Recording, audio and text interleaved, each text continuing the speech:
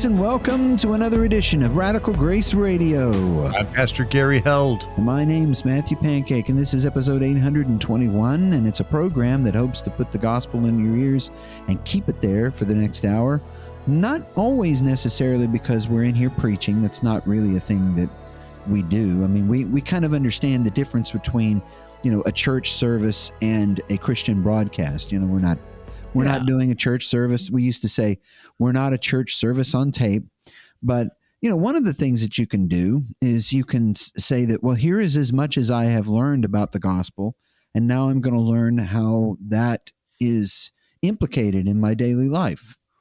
Thinking with the mind of Christ, as we're going to do today, how the kinds of things that I do here in church, how should I understand them? Because sometimes we think maybe we've been Christian church members for so long, we think we hear the terms and we think we know what they mean. So everybody talks about the gospel. You just assume, well, I know what the gospel is.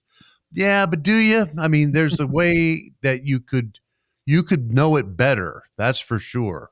Mm-hmm.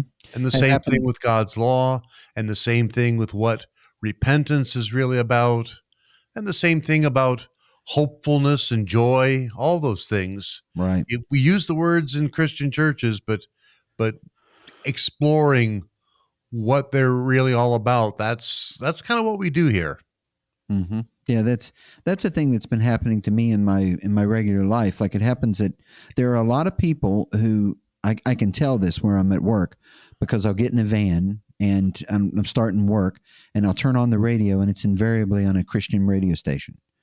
So the driver that had the van previously, they were listening to that. So the other night I had some people that they were coming in. I was coming in for my shift and they were getting ready to leave their shift. And me and another person were talking about the person that I was talking about first asked the question that, interestingly enough, this is straight out of catechism kind of stuff. And they asked this question. So why couldn't someone else die besides Jesus, die for someone's sins? And that's something that it's in the catechism. They said, well, they could only die for their sins. And here's something that I learned about people that are around me. Try to answer the question that they actually asked, not the one that I think that they asked. Yeah. So I basically left it there and waited to see what they would say. And they said, actually, that would be right. They have their own sins to deal with. They couldn't deal with my sins. And it was like, oh, see, that was a nice moment to see that happen. Because that's, I would not have been able to do that previous to becoming a Lutheran, because I might not have even known the answer to the question. I might have been the one asking the question. Maybe not anymore though. And it's actually helpful. And now earlier, well, go ahead. You were going to say something. I was just going to say that for those that maybe you're not of the same church background or tradition, and you're kind of thinking, well, catechism, what's that all about? It's less about a summary of statements or beliefs. It's less about that, and more literally a book of questions and answers. There's different questions that are posed, and then you could answer that from different perspectives. Well, the Luther Small Catechism basically serves to answer that kind of question from a Lutheran point of view. And then instead of just leaving it like that, it's just saying, oh, here's what the Lutherans think. Then they add to it some scriptural background to say, we say this answer based on these scriptures. And so, it can be very helpful, especially if, like what you just said, the question that is really on somebody's mind is a question that, it's actually one of the ones that's in the catechism. And then you can see how convincing you think that answer is. And then if you're not sure, you can, or if it just sounds unusual to you, because a lot of the things that we're trying to promote sound unusual to other Christians, well, then you can look at the scriptures. You can say, does the scripture actually support that? Because, it's conveniently put in the catechism so you can check it out yourself. Now, of course, you could say, I don't trust that catechism. I'm going to open up my own Bible and look it up. that's fine. That's fine. It's not like we're rigging the game with a select uh, Yeah, catechism citation of a scripture that, has been cooked in Lutheranism. It's just scripture. It's just yeah. usually ESV, but could be NIV, depending on what catechism you're looking at. And Mhm. same Bible other people are using. Well, what is it? Then you look at it and you go, what does the scripture actually say? So I'm glad you had that experience. That's pretty cool. Yeah, but You it's just been be able to happening. point It's them. been happening a lot. I just don't always talk about it because it's well, sometimes the conversations are long, but that one was really really surprising because I actually stayed on point with them instead of like wandering off into the weeds. Okay, It's funny that you speaking of bring that being up. I'm beginning here very soon for some of my people here in Trinity and Monroe. I've got a new members class. Well, you can call it new members class. You can call it. I prefer to call it adult instruction, and of course that would lead to membership, but it leads to membership if, in fact, you are convinced by what is being taught that, yeah, I believe that makes sense to me, and I can agree with that. Now if you hear it and you go, I'm not sure I agree with that, well, at least you got your questions answered, and that's kind of a useful thing too, to get your, have your chance to ask your own questions and then maybe see if they can be answered in class. So we're okay, looking so forward to getting that started real soon. yeah, that's I actually told people about that and said that whenever I first went to the Lutheran Church, I had lots of little little meetings. This way, I'm telling them so that it sounds not quite like I'm sitting in a classroom or something like that, but lots of time to talk to the pastor to see if I actually belonged here, and and it's interesting. 10 years ago, people would have objected to that idea. It's like, so what do you mean you belong here? Today, people are kind of thinking about that differently. They actually wonder if they belong in some of the churches they've been to. And Well, and they were like, oh, so in other words, you would find out what's really going on at that church. And I said, yeah. And oh, okay, okay. They were pleased by that idea. So invariably, you're going to find out that as simply as a local institution, there's going to be things that are flawed. The people right, are flawed. The other things that are not, quite what you're like, not lining up with your aesthetic, basically. yeah. But if you can find a congregation where people are trying to honestly love one another, but also really be faithful to the message of Christ, and yeah, they're going to have an understanding of what that message is. Let them explain. If they if the explanation holds water, well, then that's a good sign, that you're already in a place where you belong. If you think that the explanation could use some help, well, maybe keep looking. Yeah, that's an idea. Well, we're going to have to look at this Christian news roll. You want to go ahead and do that? Oh, sure. We can Why do that. not, right? Anyway, here we go.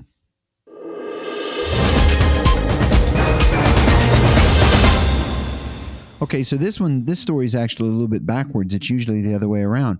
But Kelsey Morrison, a soccer coach who identifies as gay, was fired from her job at Geneva College, a Christian institute near Pittsburgh, Pennsylvania. The termination was a result of Morrison expressing support for the LGBT community by posting messages on Instagram in April stating that, here's number one, queer people offer precious gifts to the church. Don't miss out. And the second one was Jesus is radically inclusive. Morrison became the head coach of Geneva College in 2021, and she did not disclose her sexual orientation during the hiring process. However, she clarified that she was committed to celibacy according to the college standards. Despite her belief in the worth of LGBT people, Morrison remained dedicated to her celibacy. She grew up in a Christian household, after all, attended a Christian school, and actively participated in a non denominational church. The director of athletics assured Morrison that her position was secure after she openly acknowledged her sexual orientation and commitment to celibacy when she was asked by a soccer player last year. However, on June 2nd, Morrison was fired from her position after Geneva officials found that her April Instagram statements did not align with the school's values. In response, assistant coach Dave Simmons resigned, believing that firing someone for recognizing the values of individuals or the value of individuals goes against the teachings of Jesus and fails to promote inclusivity. The only thing that I have to say about this is she might have got away with it if it was just the Jesus is radically inclusive statement, because Well, I we'll come can't back to that. I'm not. buy that by I just mean, that by I'm itself. I not think would sure be that. fine. I'm not sure you can say might have gotten away with something when it's clearly a publicly posted thing. But Right. let's talk about the number 4 story. This one's this is going to sound like a story you've heard before, and it kind of is like one with a really different twist. So Yeah. here's what it is. A Jewish baker has come under fire for refusing to bake an LGBT themed cake, explaining that he believes the LGBT symbols conflict with teachings of the Torah, and he was thus declining to create them. While he had notified, this is the interesting thing, the person or the entity that was requesting the cake was a Jewish synagogue coming to a Jewish baker. Well, while he notified the synagogue promptly of his decision and referred them then to a different store that was selling kosher LGBT desserts, the decision sparked not as much outrage as you would expect from the congregation. So, I mean, Rabbi Julie Schwartzwald, director of congregational learning at Congregation B'nai Yisrael, expressed that she was disappointed with the bakery's decision, but recognized their legal right not to support Pride Week or Pride Month or whatever it was, Pride, period. But rather than make a scene about it, she fulfilled the order for the cake at a different kosher bakery. Well, now I wonder why that would happen. Well, this incident occurs, so there's some context here.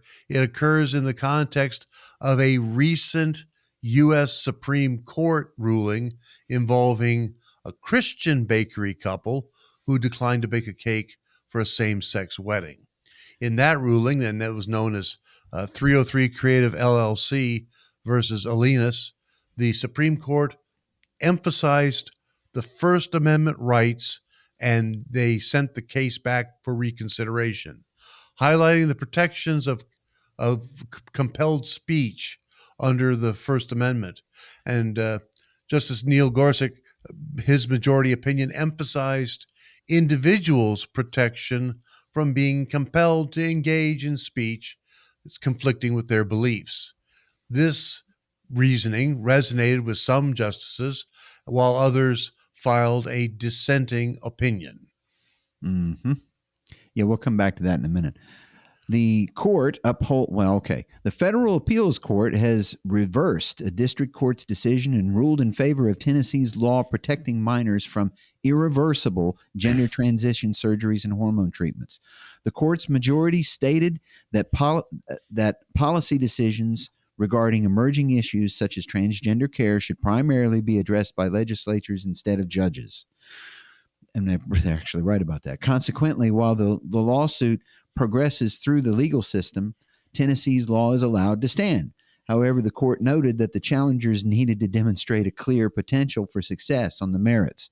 Tennessee's law aims to protect minors from irreversible medical procedures associated with gender transition. The district court had temporarily blocked it, but a recent appeals court ruling signifies a significant victory for the state's commitment to safeguarding children from potential health risks. The law's opponents will now expedite the case to resolve it by the end of September.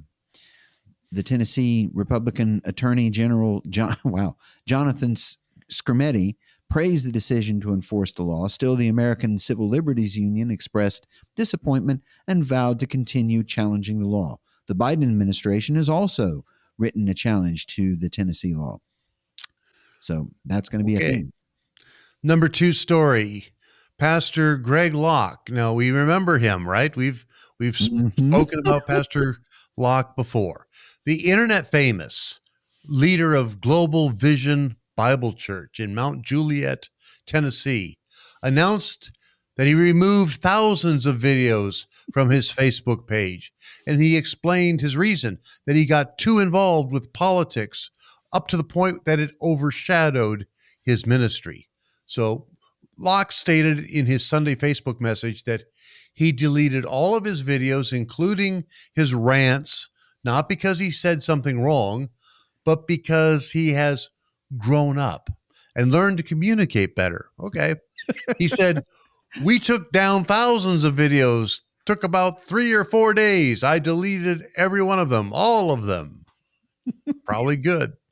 Locke, who began sharing content on his Facebook page in 2015, became an overnight conservative star after he posted a video on Facebook on April 22nd of 2016 criticizing Target for its then what was new policy of allowing men to enter women's bathrooms and dressing rooms. And he's now well known for his outspoken opposition to abortion. And in 2018, he divorced his wife, Melissa, and married his best friend, Ty Cowan McGee. No, her best friend. Her best friend. Yeah. Well, he married her best friend. Oh, that's right. Okay. He quote, I promise you, this is to his congregants, my word will be for Jesus, not for any candidate. It just won't. So some of you are going to have to get past that, or at least if you're going to stick around, you're going to have to get past the notion that because we're coming into an important year, that I'm about to amp things up. So close quote. Yeah. Locke said in his July 2nd message that it was one of the most difficult that he's ever delivered because, quote, for a guy like me, sometimes humility can feel like compromise because I'm a born fighter. Okay, close quote. And he's convinced that he should pursue an agenda of boldness with brokenness. Okay. Sounds like a bumper sticker. Well, Okay. that does sound like in fact, I wouldn't be too surprised if you did a Google search, you might find a bumper sticker that says that. Now, here's something that doesn't go on a bumper sticker, and it's kind of interesting that this is going on because, wow, as of this morning, the movie Sound of Freedom has earned nearly $50 million, and that's actually in just a little over 2,000 theaters in the United States alone, not worldwide. The film tells this incredible story of Tim Ballard. I've got to mention that because he's a former Homeland Security agent who left his career to rescue children from modern-day slavery and human trafficking. But despite its success, the mainstream media has not warmed up to it and has been criticizing it and sometimes even negatively covering the movie. The Guardian, in particular, there's a review that referred to The Sound of Freedom as a QAnon-adjacent thriller, casting doubts on its box office performance even, right? When they were comparing it to Indiana Jones. The reviewer of The Guardian went further to dismiss the film's content using terms like Clinton crime family. I have no idea why they would put that in there. Adrenochrome talking about him. Pizzagate, which it doesn't talk about either, in an apparent attempt to undermine its credibility. Notably, mainstream media outlets in 2014, this is the reason why I told the story of the movie again, were reporting on Tim Ballard for his work to take down child trafficking in Mexico and Central America, and many outlets picked up the story back then with compassion and praise. The film is currently in 2,600 theaters in the U.S., and pretty soon they plan to release it worldwide. And that is this week's Christian News Roll. I don't know for sure. I mean, sometimes I wonder if some of these reviewers that are at these larger media companies actually watch the movies or maybe they did, but they just like were outraged that they had to be there to do it. And so then they start saying things about it that aren't actually in the movie. And I thought that the strangest part about it was that I remembered the name Tim Ballard from years ago, and I started looking up, and I wasn't the only one, I guess, that did. And they found a CBS national news story about it, with video and everything. And they were talking about one particular instance where they set up a sting operation to get some people who were traffickers to bring a bunch of kids to what would have been a sex party. This is in Central America, and they arrested everybody that was, involved in that, and they reported on that, and they were like, "This is great. This is basically what the movie's about. Is about stuff like that." And they're just trying to paint it like it's like, this QAnon thing, and I don't understand why they're doing that. I mean, I don't know much about QAnon. I know enough to know that people don't like a pizza parlor in Washington, and that somehow Clinton's involved in all of it. And I know that they say that there's people that are elites who are involved in some sort of, what is it, satanic rituals, and they're involving kids in Yeah, I it. mean, And this is where the theory this is why it becomes linked with QAnon, because it's this anonymous rumor that, but believe me, there's evidence. Well, yeah, okay, sure there is.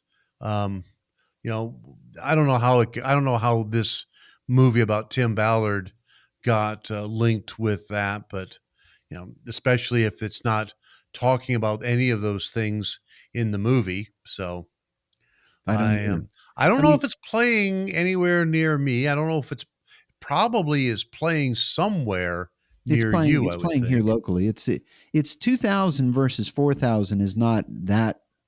It's not that much smaller, because what happens is, they put the big movies like Indiana Jones and whatnot into a place, and it's playing on 4 screens. Right. So, but the thing is it's still playing in the same theaters. It's just fewer screens. That's Right. but it's in the same number of locations. So you can find it.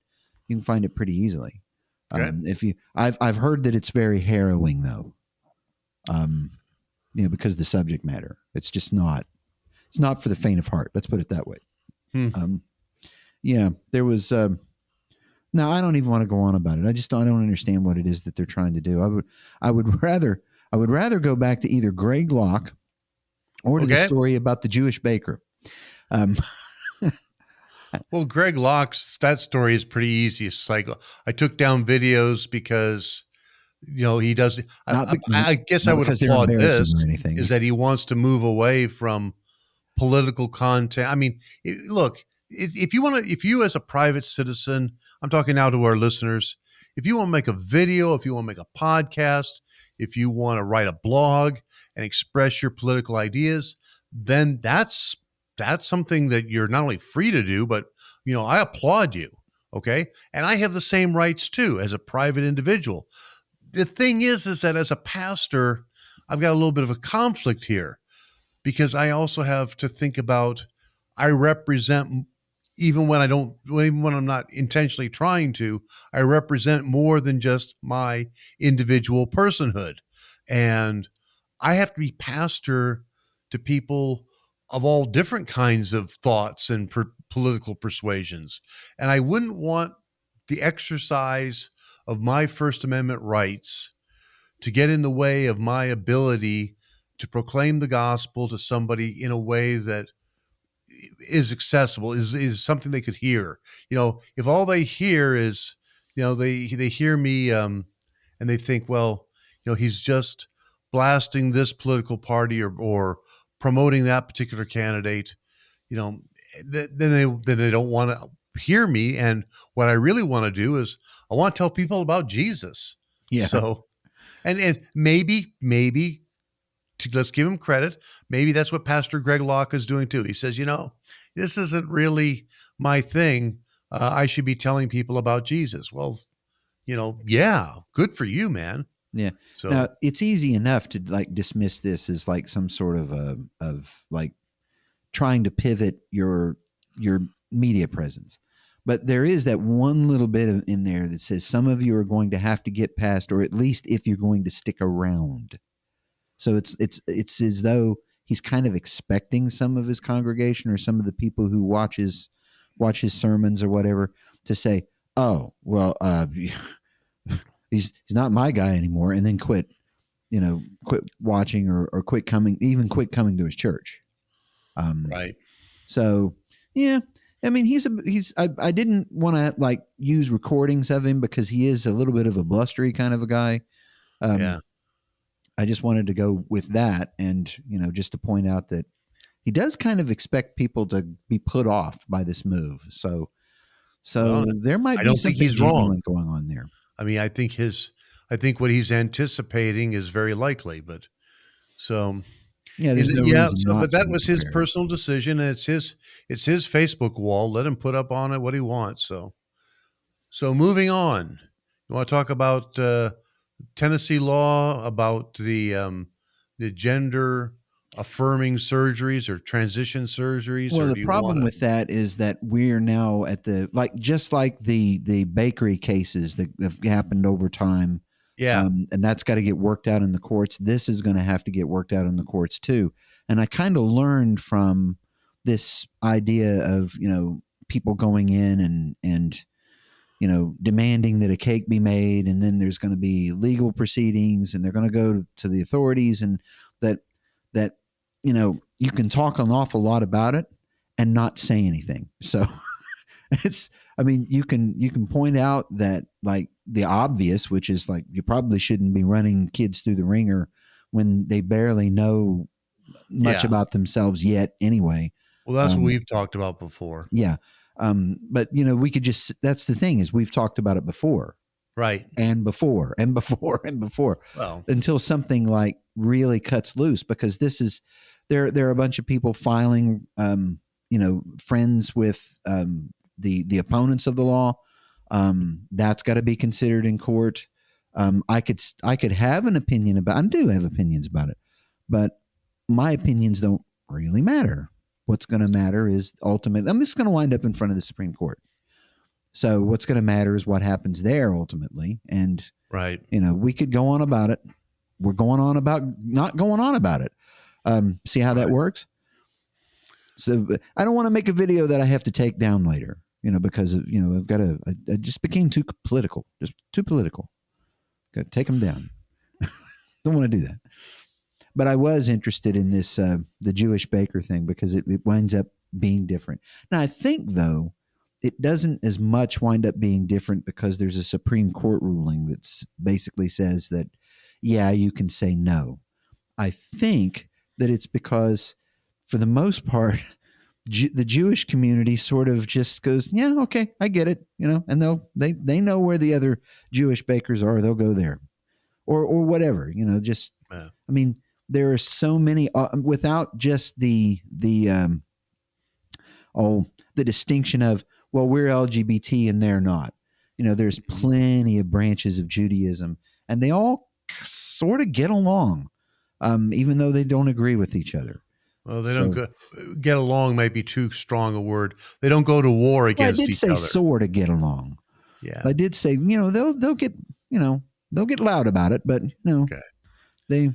I get that, but So I think a more interesting story, a more nuanced story, is the soccer coach, the yeah. gay soccer coach who was fired from Geneva College. Hmm. Um, you know, this is the kind of thing where the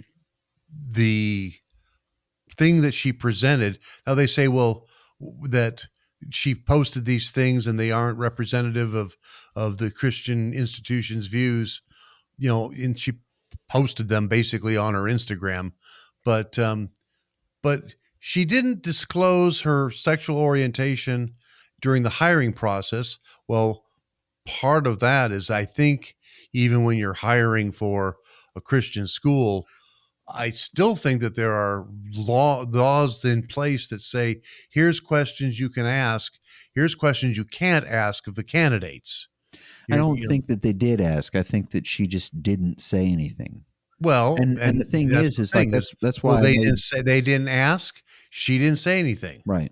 And Okay, on top so of that, they did say, the director of athletics actually told him and said, well, okay, even after, she like blurted it out to somebody, it's like, well, well, don't worry about it.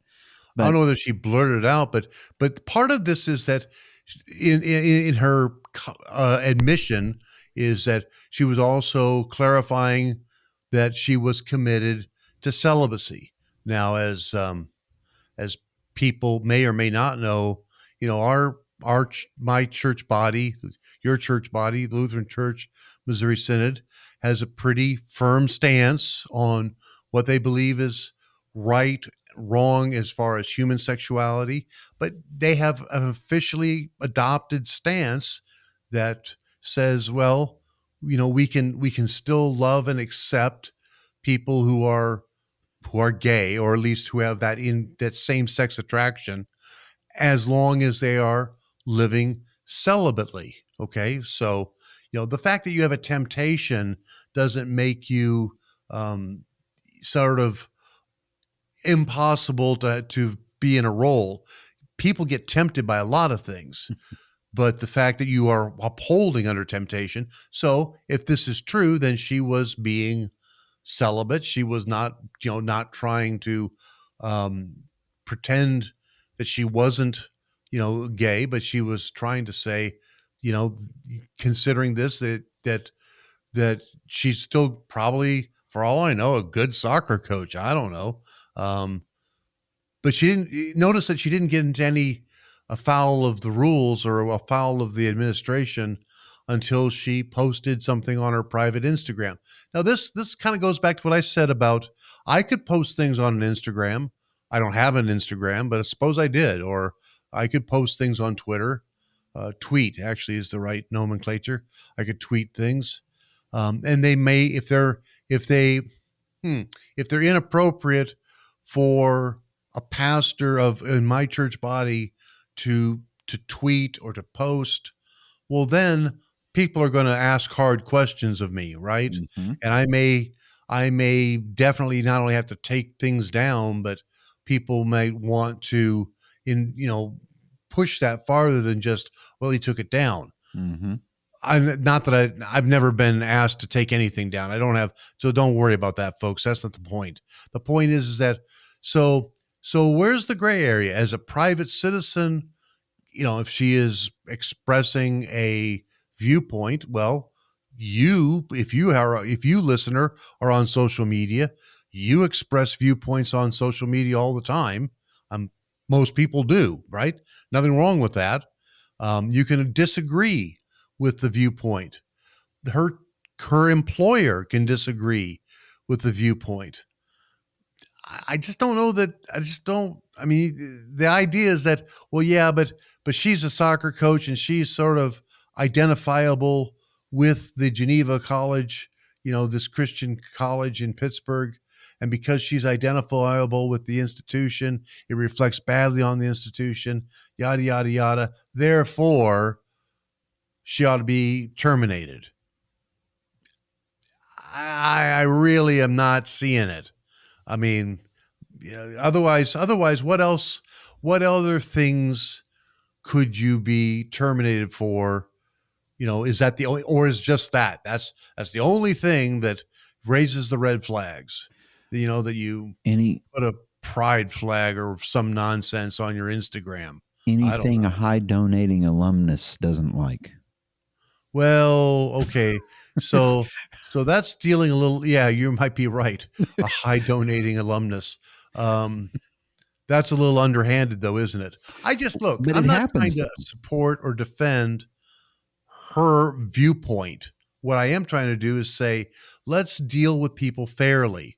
And if in other cases it would be considered unfair to fire somebody for a post on Instagram, you know, now if they put something that many people would find, well, I don't know. Let's suppose you put something that suggested you were all for pedophilia. That probably is going to do more than just posting a pride kind of thing on your Instagram. That's going to definitely get you in the crosshairs of some people who don't want to be associated with that. Yeah. So anyway, So yeah, I think they should have just. I would like it to have been where they just addressed what it was that she said and said, "This is where we actually are," yeah, and so show where the line is instead, and then just sort of they could privately reprimand her and say, just, be careful what you say, and be big boys about it. Be grown-ups. Well, she worked direct or reported to the director of athletics at this institution. And the director evidently didn't think that this was going to be an issue, because it says that the director assured Morrison her position was secure, even after she came out, and as Right. long as she was making this commitment, this public commitment to celibacy, well, then he was assuring that you're going to be okay. But it didn't last long, did it? So okay. Yeah. Well, that's why I mentioned, the high donating alumnus, or Okay. maybe even alumni. Who knows? Okay, so let's talk about what we're talking about on the other side of the break. Yeah, we're going to talk about something. It's one of my topics. I talked about it before on this. I'm going to mention it in church this coming Sunday, because it's the gospel lesson is all about this. There's a parable, and I like the parables of Jesus anyway. I mean, I don't mean I just, I like him. I give him a hand clap. I mean, I like to preach on him. Now, there are there are pastors that, for their own reasons, they kind of steer clear of the parables. They don't really enjoy preaching on them, but I do. Okay. So, and I like to try and sort through what Jesus is saying, and maybe contrast that with how people today are hearing that. Because I think sometimes we've misunderstood what something would sound like to first century ears. We got these 21st century ears, Western ears, and the original hearers would have heard something very different. So we're going to talk about this week's coming up gospel lesson, and we're going to talk about the parable of the sower. Okay, so stick with us and we'll be back with more Radical Grace Radio in just a moment.